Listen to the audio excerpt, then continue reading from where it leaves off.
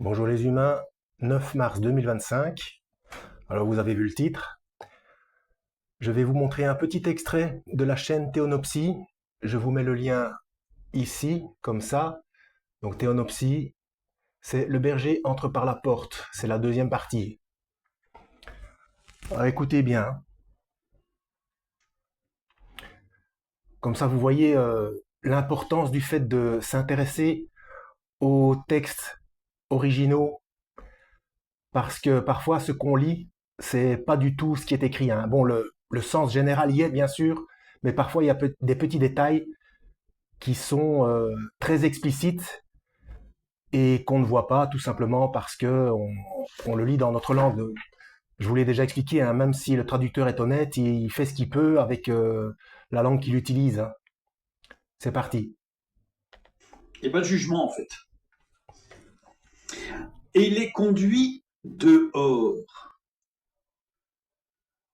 Il faut juste se poser là. On est dans une bergerie. On est dans une assemblée. Et il va arriver un moment donné où le Saint-Esprit va conduire hors de l'assemblée les siens.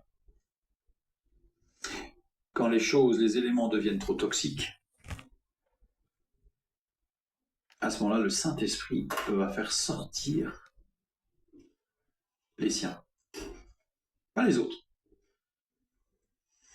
Hexago, conduire dehors, ça veut dire faire sortir, ça veut dire emmener avec soi.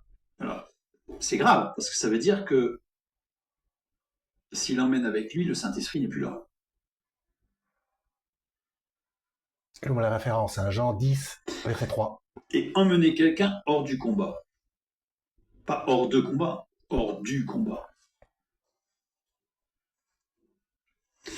Le portier, le Saint-Esprit, fait sortir de la bergerie le berger et les brebis fidèles pour les emmener avec lui hors du combat qui ne sera pas le leur, mais celui de quelqu'un d'autre.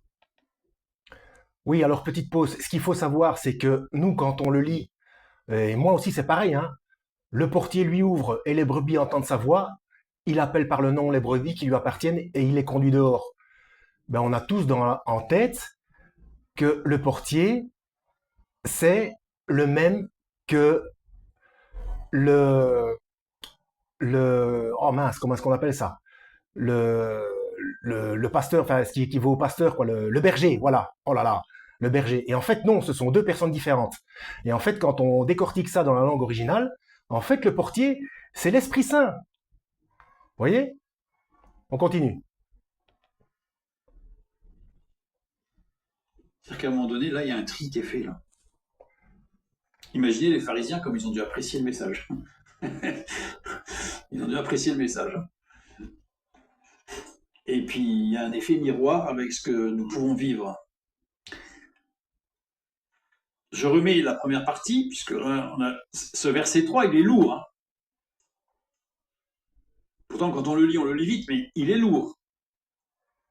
C'est-à-dire que le Saint-Esprit met en lumière des choses, pas forcément des, comme on dit, des gros péchés, hein, mais il met en lumière qu'il y a du toxique par des discours, par des raisonnements, par des jugements.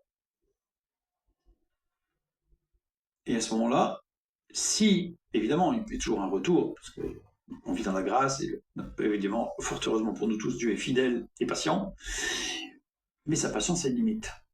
Et en particulier, sa limite, c'est la mise en danger des fidèles. Voilà, c'est surtout ça à quoi je voulais aboutir. Donc, il se trouve que les lieux de culte, depuis ce qui se passe, quand vous expliquez, moi ça m'est arrivé déjà, c'est pour ça que j'ai abandonné, hein. Quand on explique à un pasteur ou à un curé ou tout ce que vous voulez, n'importe quelle religion, et que vous montrez la preuve en vidéo que le système de paiement dans la main est en circulation et qu'il essaye de vous expliquer, oui mais non, mais c'est pas ça, mais c'est ceci, c'est cela, ou bref, ou alors qui dit merci, mais que par la suite, il n'y a rien qui se passe derrière.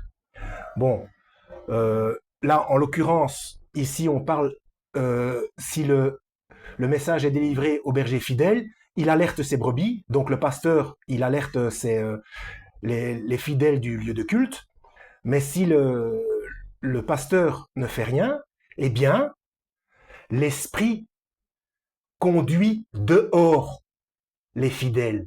Sortez du milieu d'elle, mon peuple. Donc il faut fuir les lieux de culte.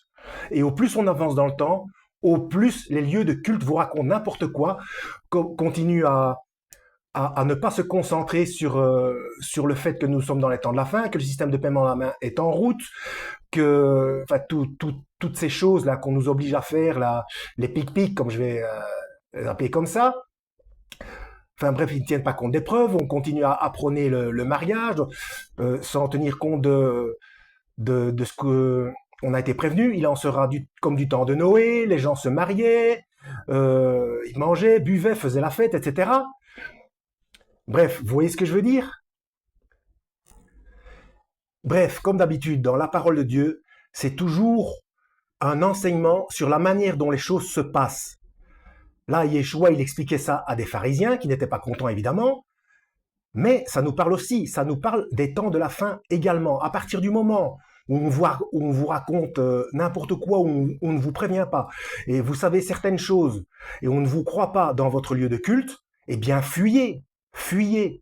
Donc vous alertez une fois, on ne vous croit pas, il faut sortir, c'est l'Esprit Saint qui vous conduit dehors, c'est le fameux portier. Vous voyez? Donc, je vous ai mis le lien, comme ça, je ne sais pas si je vais le mettre en description, mais je vous l'ai montré en début de vidéo. Allez voir cette vidéo en entier et vous verrez l'importance du fait de devoir s'intéresser aux langues originelles. D'accord? Parce que moi, avant de voir cette vidéo, moi j'ai toujours compris, comme la plupart d'entre vous, j'en suis certain, que le portier lui ouvre et puis c'est le même que le berger, et le berger, c'est le Christ. Eh non, on parle de pasteur, et le portier, c'est l'Esprit Saint. Voilà, en espérant avoir été utile, lisez la Bible, que Yahweh vous guide, et à la prochaine.